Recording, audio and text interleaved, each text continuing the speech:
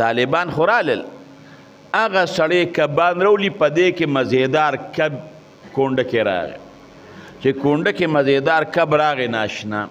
نو پخوا چې به ناشنا شي نو خلکو به بادشاه لوړ هغه کب یې بادشاه له یوړ بادشاه چې کب ته وکتل چې داسې قسمه قسم رنګونه په کب کې او داسې ناشنا کب دریاب کې داسې کب هم شته ډېر زیات خوشحاله شو بادشاه وزیر ته وی وزیره ورشه 100 د سرو زر روپۍ وله ورکړه 100 اشرفۍ وله ورکړه وزیر لاړ او 100 اشرفۍ وله ورکړې هغې سړي د 100 زر روپو د اشرفو ته یې ډکه کړه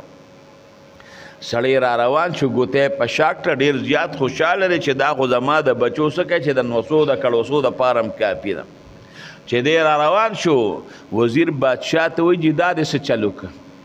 دا سړی چې لاړ شي اوس به نور خلک خبر کړي چې بادشاه په یو کب باندې 100 روپۍ ورکوي نو دریاب خو د کبانو نه ډک دی اوس به خلک جالګري کبان نیسي او چې کوم ناشنا کب یې تاله به راوړي او د یو کب د سرو زر روپۍ قیمت مقرر کړی دی کم هم ورکولی نشي یاره چې میاشت تېرېږي خزانه به خالي بادشاه ورته یې وزیر اوس څه وکړم اوس خو مې ورکړي واپس کولی خو ته نشم هسې د نور خلک خبر نه کړي وایي چې زه یو چل درته ښیم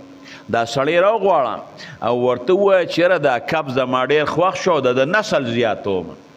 نو تپوس ته وکړه چې دا نر دی او که دا ښځه ده نو که ده وي دا ښځه ده ورته دریاب کې به د ده ملګري نرم یې هغه راله راوړه نو دا 100 روپۍ ته واله بیا به درله درکړم او دې بیا پیدا کولی نشي 1 روپۍ 2 به له ورکړې رسخت به کې